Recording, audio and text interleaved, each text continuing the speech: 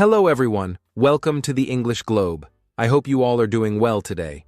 I'm your host Adam, and as always, I'm here with my wonderful co-host Julia. Together, we bring you interesting and meaningful conversations in English. And remember, this podcast is not just about learning new words or grammar, it's about understanding the world around you in simple, clear English. So whether you're learning English as a beginner or just practicing your listening, we are here to help you every step of the way. Julia, how are you doing today? Hi Adam, I'm doing really well, and I'm very excited about today's topic because it's something that affects millions of people around the world, and not just in one country or one age group, but across all backgrounds. We are going to talk about something very important: how exercise helps reduce depression and anxiety.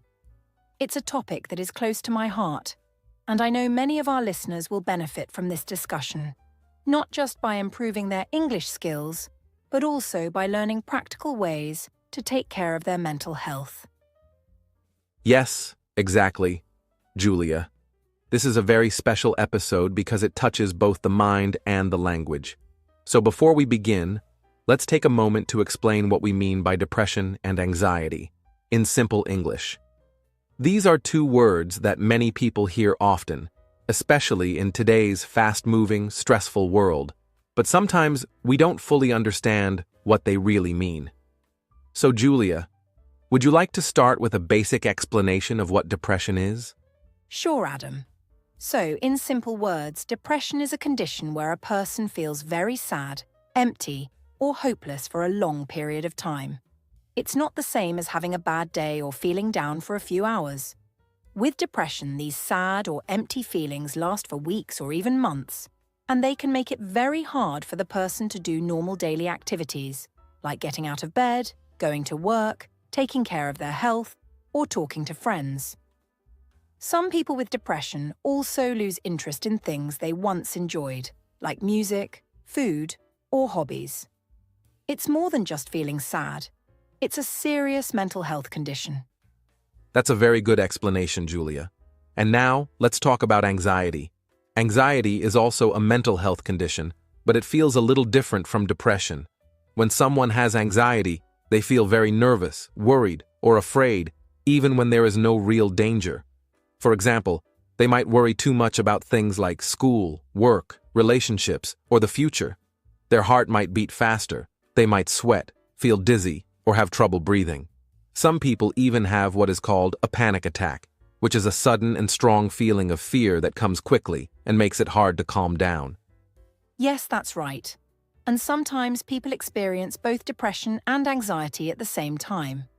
They may feel tired, sad, and hopeless from depression. And at the same time, they might feel nervous, restless, and worried from anxiety. And when both of these happen together, it becomes very difficult for the person to feel peace or happiness in their everyday life. And that's why today's topic is so important. We want to talk about one simple but powerful tool that can help, and that tool is exercise. Now, some of you listening might think, exercise? Really? Can moving my body actually help my mind feel better? And the answer is yes. There is strong scientific evidence and many real-life stories that show how regular physical activity can reduce symptoms of depression and anxiety and even prevent them in some cases. That's right, Adam. And when we say exercise, we don't just mean running or going to the gym. Exercise can mean many things. It can be a short walk in the park, dancing in your room, doing yoga, stretching, swimming, or even riding a bicycle. It's about moving your body in a way that feels good to you. And we're going to explain why this kind of movement can be so helpful for the mind. Yes, and just as important, we'll also talk about how people who are feeling depressed or anxious can start exercising, even if they feel tired or unmotivated. Because we know that when someone is feeling low, it's not always easy to begin a new habit. We'll share ideas, routines, and encouragement, especially for our listeners who want to improve both their English and their mental health. And of course, along the way, we'll be speaking slowly and clearly, using useful English vocabulary related to health, emotions, and habits. This will help you improve your listening skills while also learning something meaningful. So if you're sitting comfortably, or maybe taking a walk while listening, we're so happy you're with us today. That's right. Now, before we jump into the main points, let's take a moment to share why we personally care about this topic.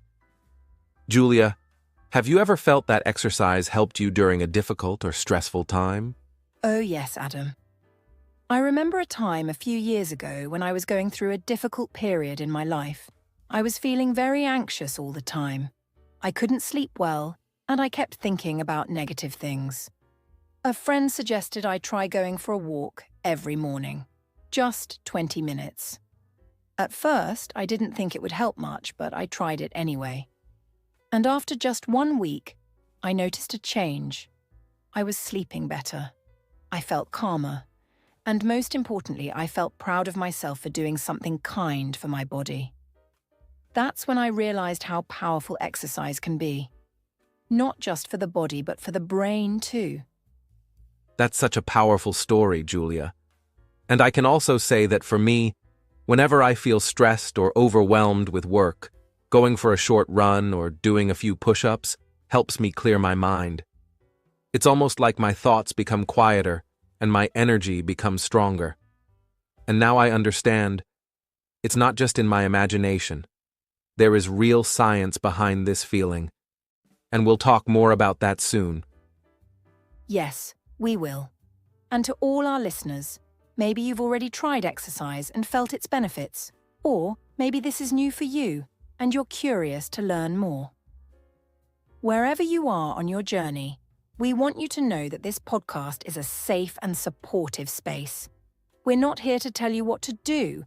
We're here to explore ideas with you and give you tools to feel better step by step. And if English is not your first language, don't worry. We will repeat important words and explain them clearly. Learning English is just like building a strong body. It takes time, small steps, and regular practice. So as we learn about exercise and mental health, you'll also be improving your English listening and vocabulary. Exactly. And if you hear a new word or phrase today, feel free to write it down, repeat it out loud, or use it in your own sentences. That way, you're not only learning a new topic, you're training your brain to think in English too. So to give you an idea of what's coming in this episode, here's a quick preview. First, we're going to look at how depression and anxiety affect the brain and body.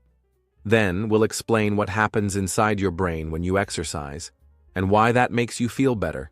After that, we'll talk about real-life stories and examples. And finally, we'll give you simple, practical steps to start your own exercise habit, even if you're just starting from zero.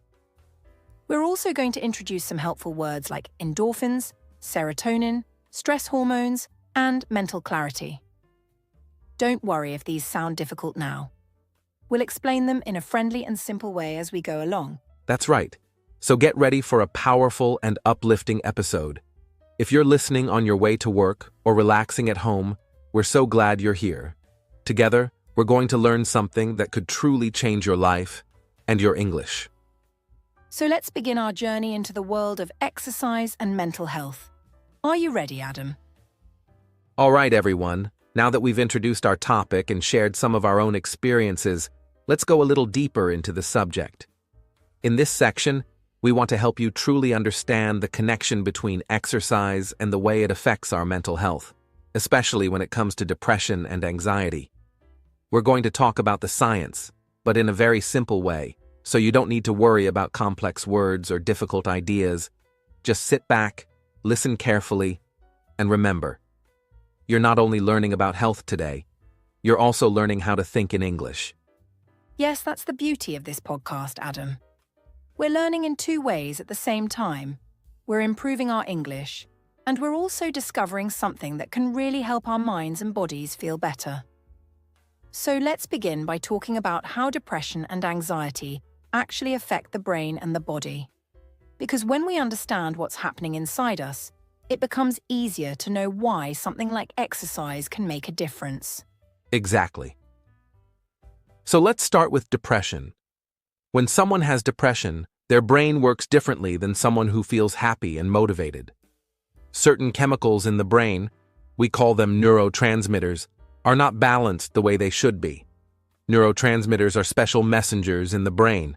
They help us feel emotions like joy, peace, calmness, or even energy. One very important neurotransmitter is called serotonin. When serotonin levels are low, people often feel very sad, tired, or hopeless. That's right, Adam. And another important brain chemical is called dopamine, which helps us feel pleasure and motivation. When someone has depression, their brain might not produce enough dopamine either. So, even simple things like getting out of bed, making breakfast, or calling a friend can feel like very heavy tasks. It's not just about being lazy or unmotivated. It's about the brain not giving the right signals. And that's why we say that depression is not just in the mind. It's also in the body, in the way the brain is functioning.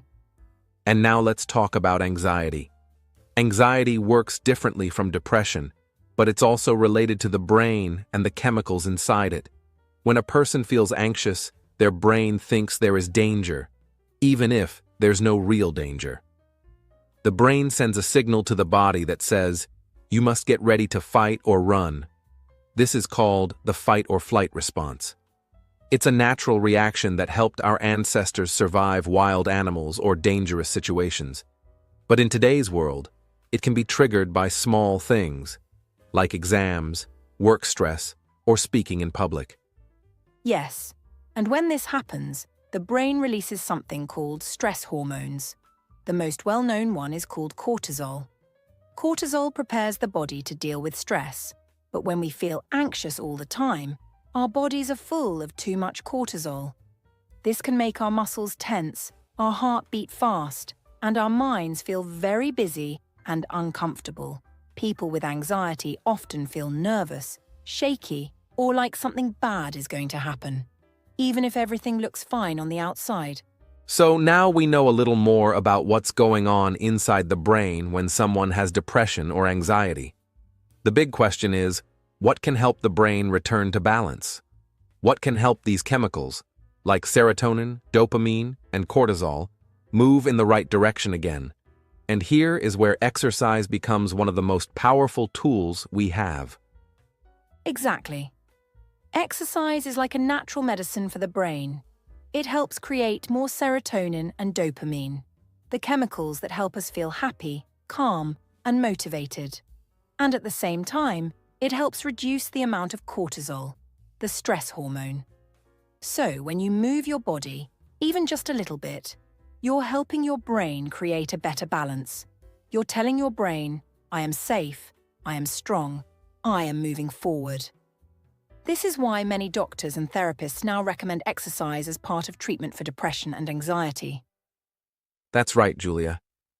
There's even a word people use to describe how good you can feel after exercise. It's called a runner's high. This feeling comes from the release of chemicals called endorphins. Endorphins are natural painkillers that the body makes when you move. They make you feel relaxed and even joyful. You don't have to be a runner to feel this. Even a simple 20-minute walk can produce endorphins. And when you feel better, even a little bit, your brain remembers that movement is good. Yes. And something that's also very important is blood flow. When you exercise, your heart pumps more blood through your body and your brain. This increased blood flow brings more oxygen and nutrients to your brain cells. This helps your brain work more clearly and feel more awake. It also helps you think better, make decisions more easily, and feel more present in the moment. This is especially helpful for people with depression, who often feel foggy or disconnected from life. And here's something really interesting, Julia. Studies have shown that regular exercise can actually grow new brain cells, especially in a part of the brain called the hippocampus. The hippocampus is responsible for memory, learning, and emotions. In people with depression, this area is often smaller. But with regular movement, the brain starts to heal and grow again. Isn't that amazing? Yes, Adam, that's absolutely incredible. And this is why exercise is so powerful. It's not just something that makes your body stronger. It actually helps your brain become healthier and more balanced. And the best part? You don't need expensive equipment, or a gym membership, or a perfect routine. Even simple, gentle movement every day can begin to make a difference.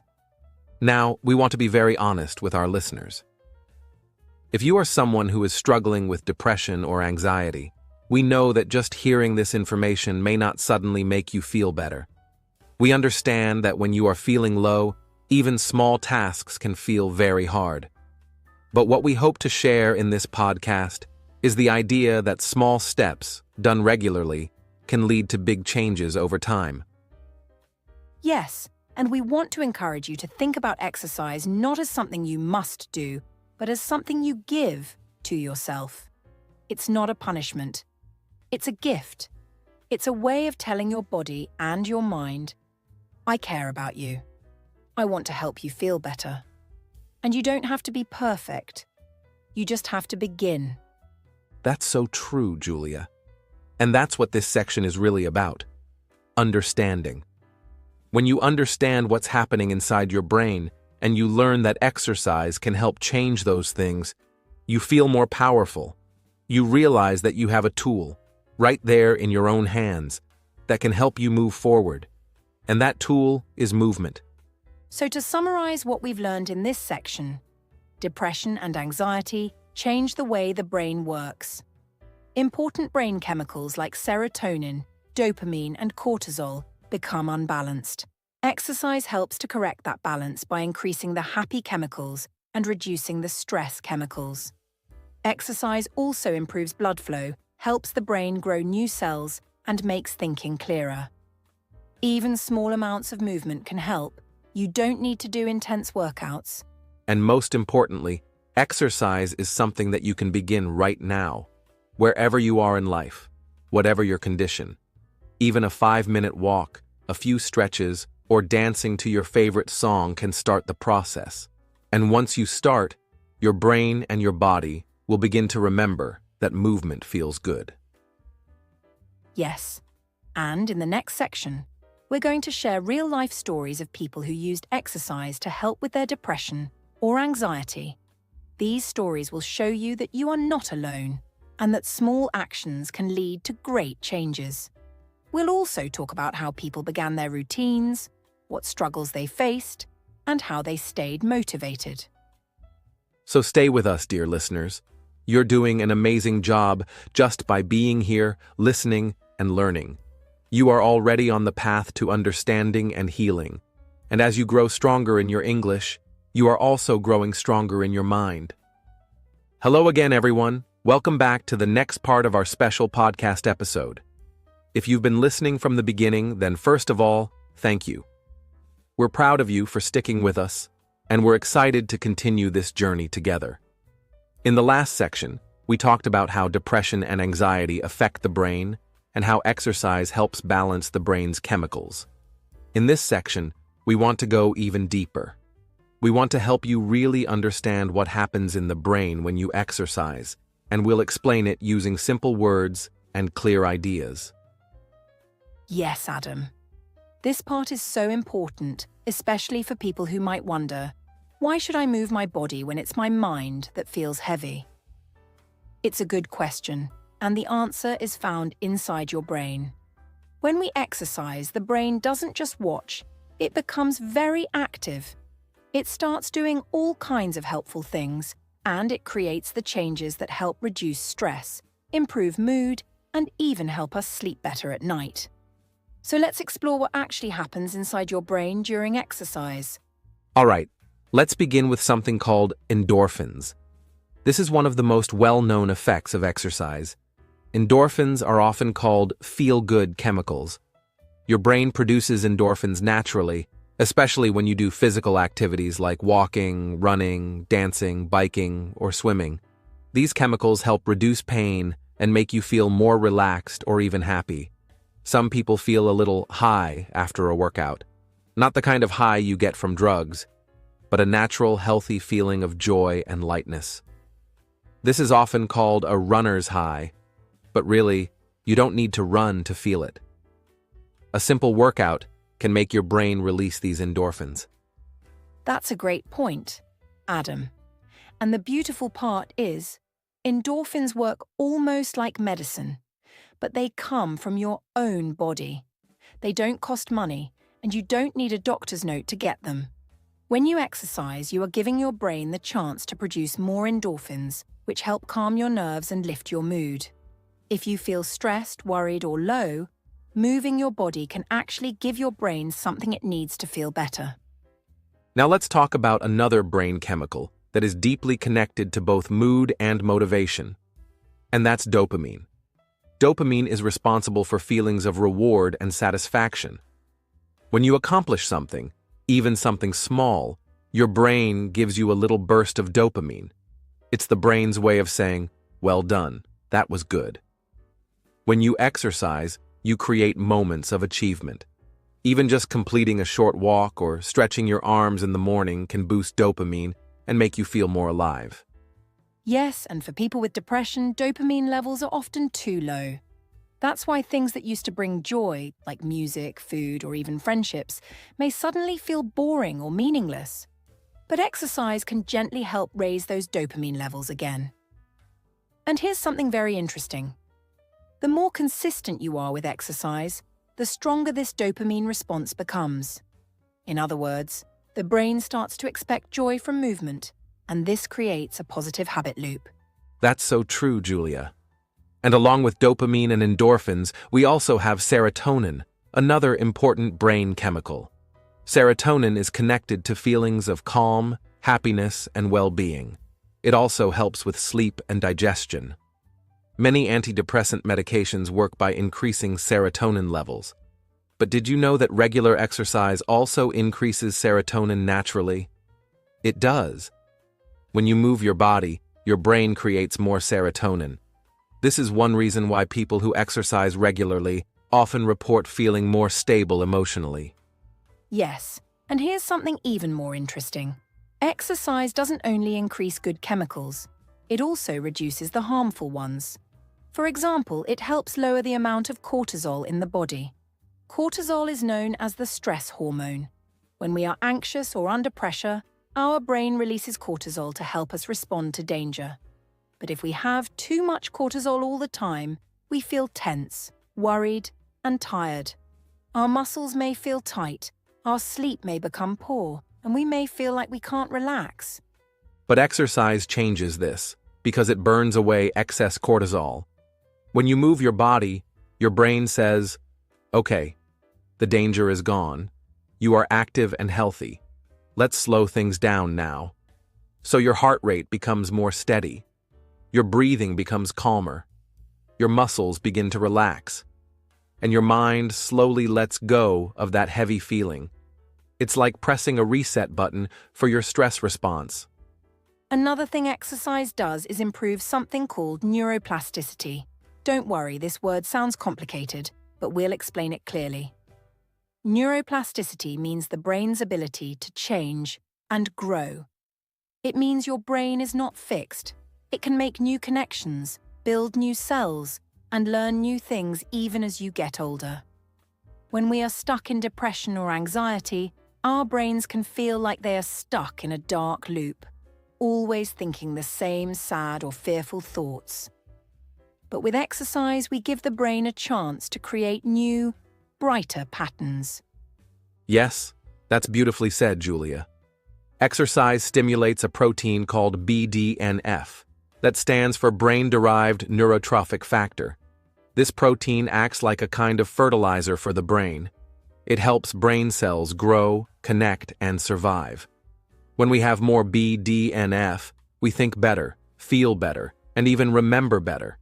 It's like giving your brain food, not food you eat with your mouth, but food it creates from movement. Exactly. And there's more. Exercise also increases blood flow to the brain.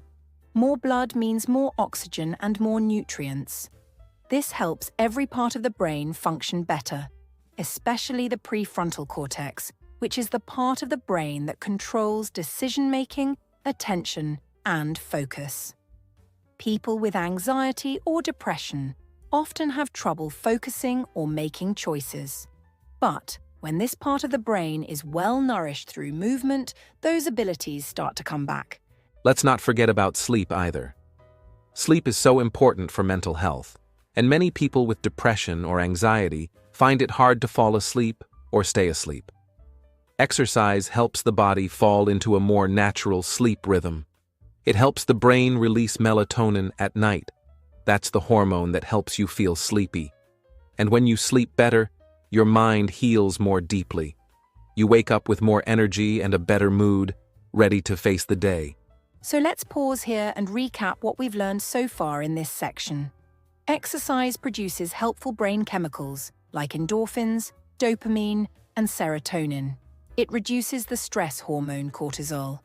It boosts neuroplasticity and the growth of new brain cells. It increases BDNF, a protein that helps your brain grow stronger. It improves blood flow to the brain, which helps focus and memory. And it helps improve sleep, which is essential for emotional healing. That's a long list of benefits, and the most amazing part is that all of this happens just from moving your body. It doesn't mean you have to go to the gym or do heavy lifting. Even gentle walking, yoga, swimming, dancing, or stretching can activate all these helpful changes in the brain. Yes, and we want to remind our listeners again, it's okay to start small. Even 5 minutes of gentle movement is a victory. Your brain doesn't need perfection. It needs consistency, kindness, and care. Every time you move your body, you are sending a loving message to your brain. I'm here. I care. Let's heal together. In the next section of this podcast, we're going to share real-life stories of people, just like you, who used exercise to help manage their depression and anxiety. These stories will give you hope and maybe even a few ideas for your own journey. But for now, take a deep breath, feel proud of what you've learned, and remember, knowledge is power, and you're becoming more powerful every day. Thank you for learning with us. We'll be back in the next section with more support, more stories, and more encouragement. Welcome back, dear listeners, to the next part of our special episode on how exercise helps reduce depression and anxiety. If you've been with us from the beginning, we really want to thank you for staying with us, because it shows that you're serious about your mental health, your happiness, and your English learning journey. In the last part, we talked about the amazing ways that exercise affects the brain, how it increases helpful chemicals like serotonin, dopamine, and endorphins, and how it helps the brain grow stronger and more flexible.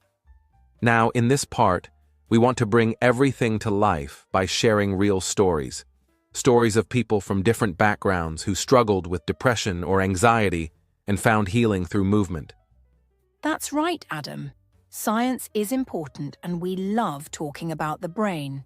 But stories are just as powerful. They speak to the heart. When we hear about someone else's experience, we can see a little bit of ourselves in their words. It helps us believe that change is possible. It helps us feel less alone. And it gives us practical ideas we can use in our own lives. So let's begin with the first story, and I think it's one many people will relate to. All right, our first story comes from a woman named Sarah, who is from the United Kingdom. Sarah is in her early 30s, and she has struggled with anxiety and panic attacks since she was a teenager. She said that for many years she avoided going outside because she was afraid she might have a panic attack in public. She stayed at home most of the time, and her world became smaller and smaller. Eventually, she stopped seeing friends, and her anxiety led to depression. She said she felt trapped in her own mind. Yes, I remember reading Sarah's story, and it really touched my heart. The turning point came when her doctor gently suggested she try something small. Just 5 minutes of walking outside her house every day. At first, even this felt difficult. She said that her heart would race and her palms would sweat, but she still tried. She would put on her favorite music, step outside, and walk for 5 minutes, then come back. And after a few days, something amazing happened. She noticed that after her walk, she felt calmer. Her body felt more relaxed, and her mind was not racing as fast. Exactly. She slowly increased her walks, from 5 minutes to 10, then to 20. Over time, walking became a safe and healing routine for her. She said it wasn't just the movement. It was the fresh air, the sound of birds, the feeling of her feet on the ground. She was reconnecting with her body and the world around her, and within a few months, she noticed that she was having fewer panic attacks. She also started sleeping better. Most importantly, she said, I started to believe in myself again. That's the true power of movement. That's so inspiring. And what I love about Sarah's story is how small it started. No gym, no big goals, just 5 minutes. That's something anyone can do. Even someone who feels deeply stuck can take that first gentle step. Now, let's move to another story. This one is from a young man named Carlos who lives in Mexico. Carlos shared that he went through a very difficult time after losing his job during the pandemic. He said that he felt hopeless and embarrassed. He stopped talking to friends and he felt like he had no purpose. Yes, Carlos described his depression as a feeling of being invisible, like no one saw him and he didn't matter. He said he spent most of his time in bed, scrolling on his phone, not eating well, not sleeping. One day, a friend sent him a video about home workouts, just simple movements you can do in your bedroom with no equipment. Carlos said he watched the video, and for some reason, he decided to try. He said, I didn't believe it would help, but I had nothing to lose. So he started with 5 push-ups and 10 jumping jacks. That small action changed everything. Carlos said that after he moved his body, even for just 5 minutes, he felt a little bit more alive. He said, for the first time in weeks, I felt my heart beating for something other than sadness. He started doing the workouts every morning. He followed YouTube videos, learned new moves, and made it part of his daily routine. Slowly, his energy came back. He got out of bed earlier. He cleaned his room. He started eating better. And finally, he started applying for jobs again.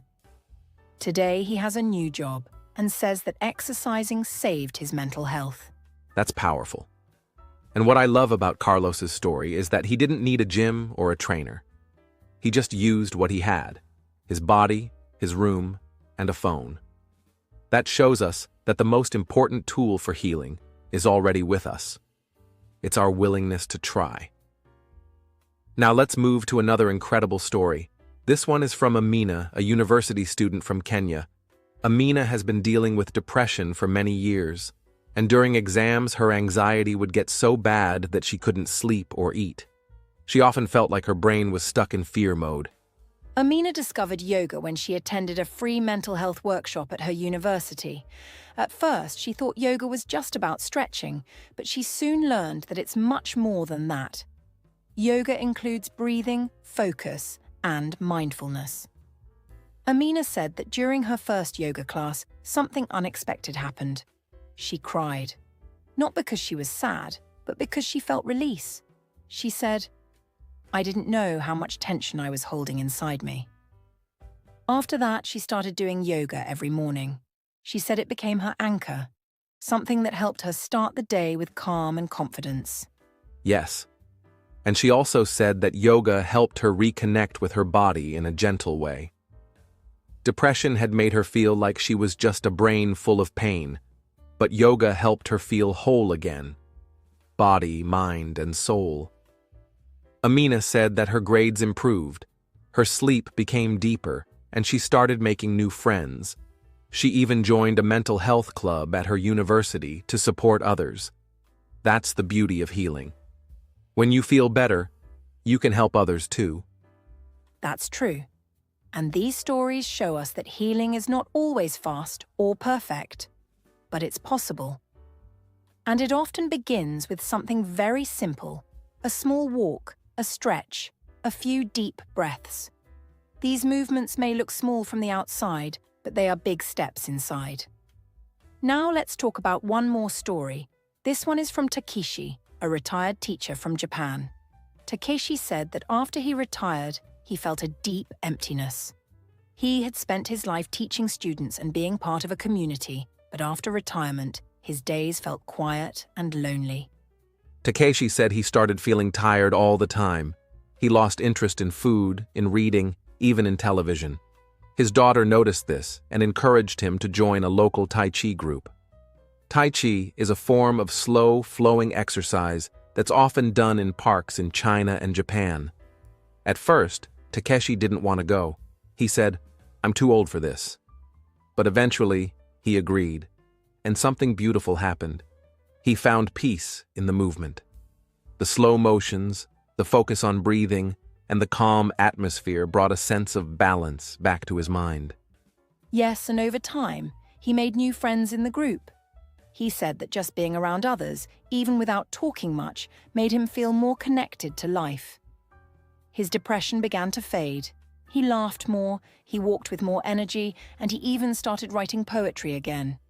Something he hadn't done in years. He said, "Tai Chi gave me back my rhythm." And that rhythm is exactly what many people lose when they're depressed. The rhythm of movement, of breathing, of living. So let's reflect for a moment, dear listeners. What do these stories have in common? They all start with small steps. They all include struggle. But they also show courage. They show that movement, no matter how simple, can create change. And that change can lead to hope. Whether it's walking like Sarah, doing home workouts like Carlos, practicing yoga like Amina, or flowing through Tai Chi like Takeshi, movement becomes a medicine. A silent, gentle force that helps us rise again. And if you are listening right now and feeling lost or low, we want you to know you are not alone. These stories are not just about other people. They are mirrors. They show what is possible for you too. You don't need to wait for motivation. You don't need to be perfect. Just begin. Stand up. Stretch. Breathe. Walk. Move. You don't have to go fast. You just have to go forward. In the next section, we'll talk about how to build your own exercise habit, even if you have no energy, no experience, or no time. We'll share step-by-step guidance to help you begin your healing journey through movement. So take a deep breath, hold your heart with kindness, and get ready for the next step on this journey. You're doing amazing, and we're here with you every step of the way. Welcome, dear listeners, to another deeply important and practical part of our podcast. If you've been listening to this episode from the beginning, you already understand how powerful exercise can be for mental health, and we've shared the science behind it, real stories from people around the world, and the emotional impact movement can have on the mind. But now, it's time to move from theory to practice, to give you clear, beginner-friendly steps so that you can build your very own exercise routine that will help reduce feelings of depression and anxiety in a safe, realistic, and empowering way. That's right, Adam. We know that for many people, the idea of starting an exercise routine can feel scary or overwhelming, especially when they are struggling with sadness, stress, fear, or a lack of motivation. It's not easy to get out of bed when you're feeling low. It's not easy to take action when your brain tells you there's no point. So today we're going to break everything down step by step, in a way that is gentle, encouraging, and simple. Because starting small is not a weakness. It's the strongest thing you can do when you're healing. Exactly. So let's begin with step 1. Understanding your why. Before we do any kind of physical activity, it's important to ask yourself, why do I want to exercise? Your answer doesn't have to be complicated or perfect. Maybe you want to feel a little more energy in the morning. Maybe you want to sleep better at night. Maybe you want to reduce the tightness in your chest or stop the negative thoughts. Maybe you just want to feel like yourself again. Whatever your reason is, make it personal and write it down. When you have a reason, you have a direction. Beautifully said, Adam. Your why becomes your anchor, something you can hold on to when the motivation disappears, and we all know it will sometimes. So now that we have our why, let's move to step 2. Choose the easiest starting point possible. Most people fail to build a new habit because they try to do too much too soon. They say, I'm going to exercise for 1 hour every day, and then they stop after 2 days. But healing isn't about doing a lot. It's about doing a little every day. So ask yourself, what is the easiest form of movement I can do today? Maybe it's a 3-minute walk. Maybe it's stretching your arms. Maybe it's dancing in your room to your favorite song. Keep it small. Keep it gentle. Keep it kind. That leads us perfectly to step 3. Create a simple daily schedule. Human beings are creatures of habit, and our brains love routine, especially when we are feeling anxious or depressed. So pick one time in the day that feels best for you. For some people, morning movement helps them start the day with energy and focus. For others, evening exercise helps them release the stress of the day. You don't have to move at the same time every day, but having a regular schedule makes it easier to stay consistent.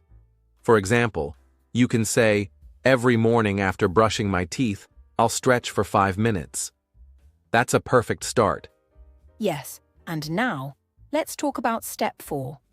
Choose a type of movement that feels good to you.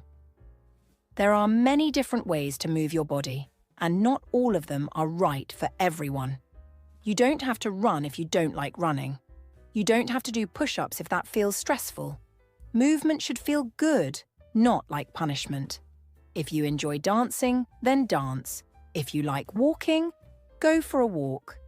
If yoga helps you feel calm, do yoga. If you like sports, play a little football or basketball with a friend. Even cleaning your house or gardening can be a form of exercise. The key is to enjoy it, even just a little. Right, and that takes us to step 5. Track your feelings, not just your fitness. Most exercise plans focus on numbers: how many calories burned, how many steps walked, how many pounds lost. But when we're using exercise to heal mentally, the most important thing to track is how you feel. After each session, take a moment to ask yourself, how do I feel now compared to before I started? You might feel more relaxed, more focused, a little lighter, or just proud that you did something. Write it down in a small notebook. This will help you see your progress, even when it feels invisible. That's a powerful idea, Adam. We often forget that emotional progress is just as important as physical progress. And now we're ready for step 6. Make it social, if you can. Depression and anxiety often make us feel isolated, but movement can help us reconnect with others in small, safe ways. If you feel comfortable, invite a friend or family member to walk with you. Join a local class or an online workout group. Even having a phone call with a friend while walking can make the experience feel less lonely. Movement plus connection equals healing times 2. And let's move forward to step 7. Use music, nature, or rituals to enhance your experience. For many people, adding a little beauty to the exercise makes it more enjoyable. You can create a playlist of songs that lift your mood.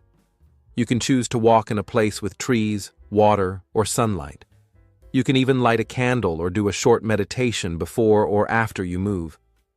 When you make your routine feel special, not like a chore, but like a gift to yourself, it becomes easier to do it every day. Now here comes a very important part. Step 8. Accept that some days will be harder than others. Healing is not a straight line. There will be days when your energy is low, your motivation disappears, or your anxiety feels too strong. That's okay. Those are the days when your smallest actions matter most. If you can only stretch for 2 minutes, that's still a victory. If all you do is sit up in bed and take deep breaths, you are still choosing healing. Don't aim for perfection. Aim for progress, and always celebrate every small step. Perfectly said, Julia. And that brings us to step 9. Practice self-compassion along the way. Many people who struggle with mental health also struggle with being too hard on themselves. But true healing comes from love, not pressure. Speak kindly to yourself. Say things like, I am proud of myself for trying, or today I moved, and that's enough. Your inner voice can be your greatest coach or your worst critic. Choose to be gentle, choose to be encouraging. And finally, we reach step 10. Keep going, even when you don't feel like it. This step is simple but powerful. The truth is, there will be days when you don't feel like moving. And those are the days when movement can help the most. Don't wait for the perfect mood or the perfect day. Movement creates the mood. Movement creates the day. Start small. Start slow. But start. Every time you move your body, you send a message to your brain. I care about myself. I'm not giving up. So, let's do a quick summary of the 10 steps, just to help our listeners remember. Understand your why. Start with the easiest movement possible. Create a simple, regular schedule. Choose movement that feels good. Track your emotions, not just fitness. Include others if possible. Use music, nature, or rituals to make it special. Accept hard days as part of the process. Be kind to yourself. Keep going, no matter what. That's a beautiful guide, Adam. And to everyone listening, remember that healing through movement is not about doing more. It's about doing what you can, when you can, and believing that it's enough. Your body is your ally, not your enemy. And every small action you take is a seed of healing being planted inside of you. You may not see the change today, but it's growing. And we are so proud of you for listening, for learning, and for taking these lessons seriously. In the next and final part of this podcast, we'll talk about how to stay consistent long-term, how to avoid common mistakes, and how to keep using exercise as a lifelong support for your mental well-being. Until then, take a deep breath, give yourself some love, and remember, you are stronger than you think, and you are never alone on this journey. So pay attention to the way you feel after moving, not just physically, but emotionally. Ask yourself simple questions like, do I feel lighter? Or, is my mind a little clearer? Or, am I proud of myself for showing up?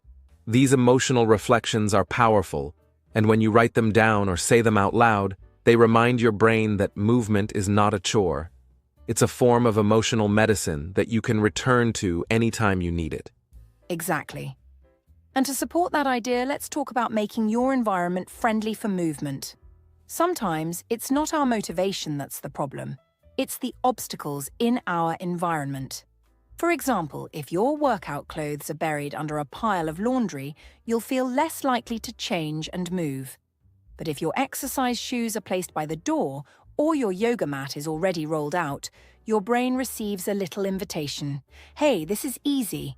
Let's just start. So create a space, even a small one, that makes movement feel natural and accessible. That's a great point. Another important strategy is to celebrate your wins, especially the small ones.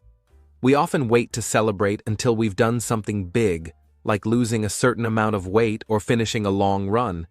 But when you're managing anxiety or depression, the real victories are often invisible to others, like getting out of bed, stretching your arms, or walking for 5 minutes. These small acts are actually huge acts of courage. You should celebrate them with kind words, a smile in the mirror, or even a little reward. Your brain needs positive reinforcement to build strong habits. And speaking of kindness, one of the most powerful ways to stay consistent is to talk to yourself like a friend, not like a coach.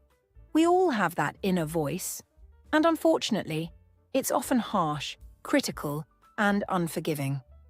But you would never speak to a struggling friend the way you speak to yourself. So try saying things like, "You're doing your best," "I'm proud of you for trying," or "It's okay to rest, you'll come back stronger." This type of self-talk creates a safe, emotional space where your habits can grow gently and naturally. That leads perfectly into another point. Be flexible with your routine, not rigid. Life changes.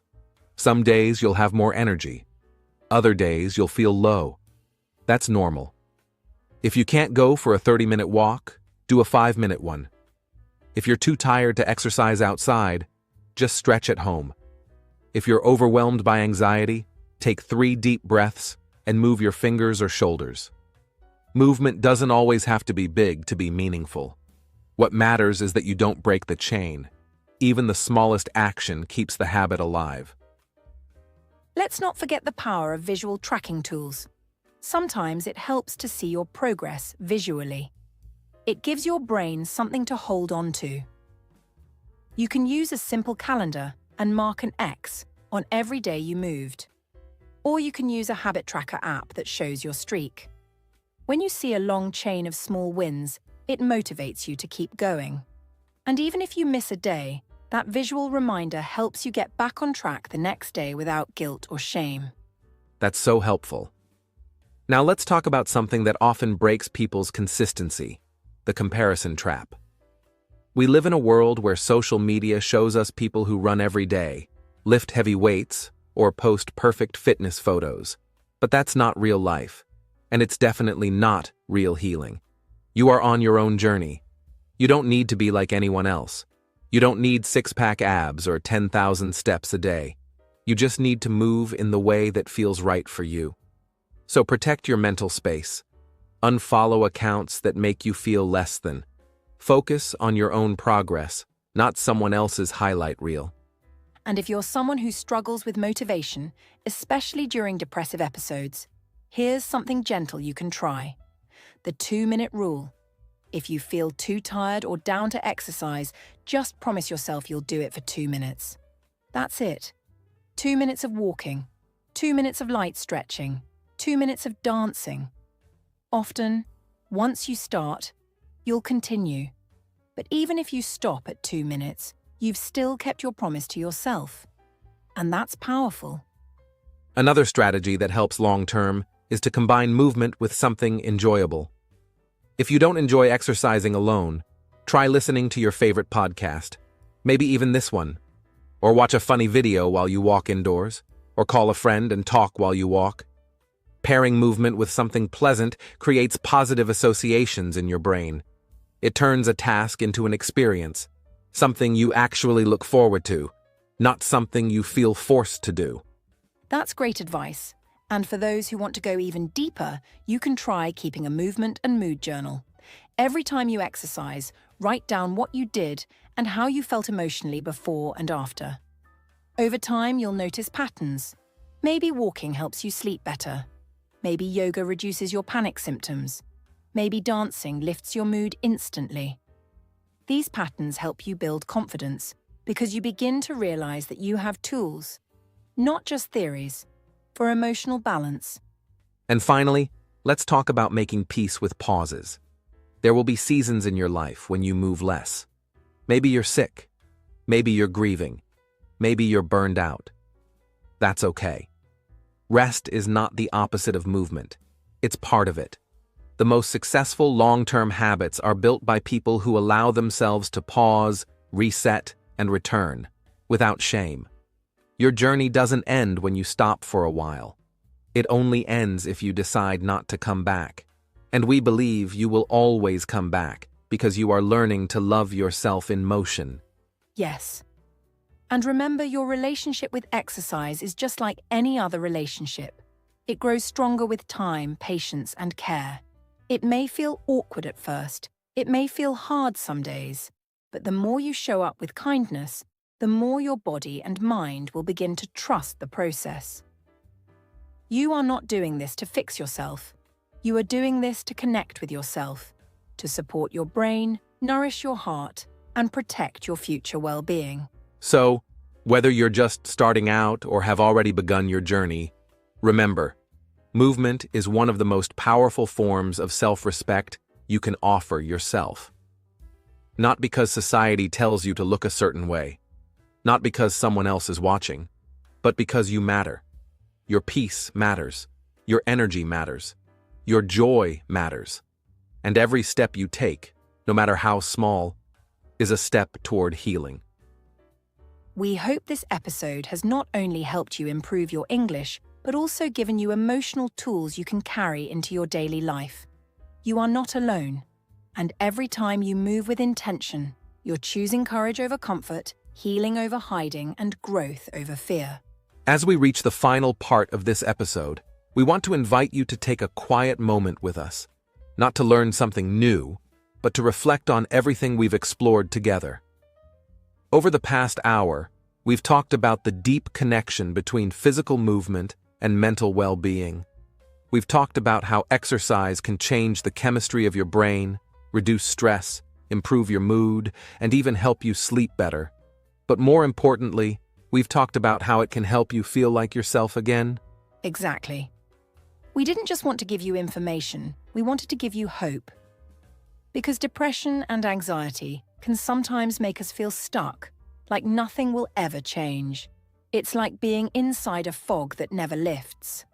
But the truth is, even though the road is difficult, there are tools that can help. And movement is one of the most powerful and most natural tools we have. It's always available. It costs nothing. And it connects you back to your body, your breath, and the present moment. And we hope you now see that exercise doesn't have to be extreme. You don't need to run marathons. You don't need to go to the gym 5 days a week.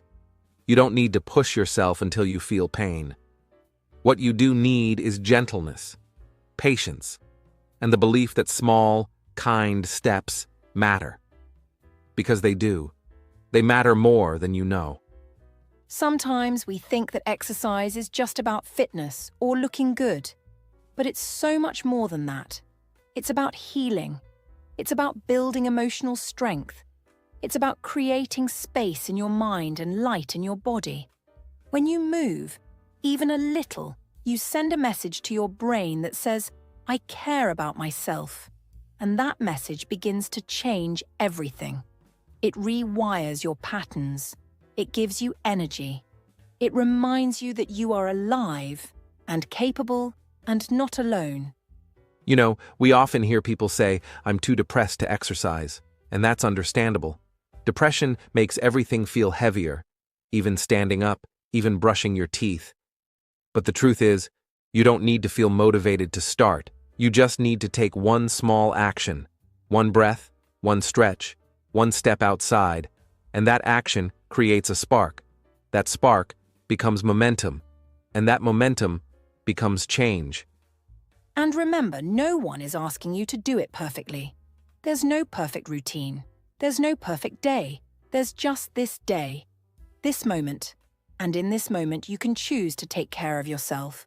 Maybe by walking slowly to the end of your street. Maybe by putting on your favorite song and swaying gently. Maybe by standing up and rolling your shoulders. These things may seem small, but they are acts of resistance against the heaviness. They are acts of courage. Let's take a moment now, wherever you are listening to this podcast, to pause and breathe. Inhale deeply and slowly exhale. Again. Breathe in and out. Feel your body. Feel your breath. You are here. You are alive. You are strong. Even if your mind tells you otherwise. Even if your emotions feel confusing. You are still here, listening, and that means something. That means everything. Now let's imagine something together. Imagine a version of you, 6 months from now. A version who moves more regularly, who walks more, who stretches daily, who maybe joins a class or simply dances around the house for fun. Imagine that version of you smiling more, feeling more peaceful, having more clarity, more focus, more sleep, more ease. That version of you is not far away. That version begins with this moment. It begins with a decision. Not a big one, just a simple one. I will try. That's it. I will try to care for my mind by caring for my body.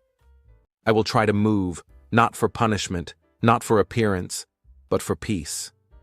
And when I fall down, I will get up. I will keep trying. Because my mental health matters. My life matters. I matter.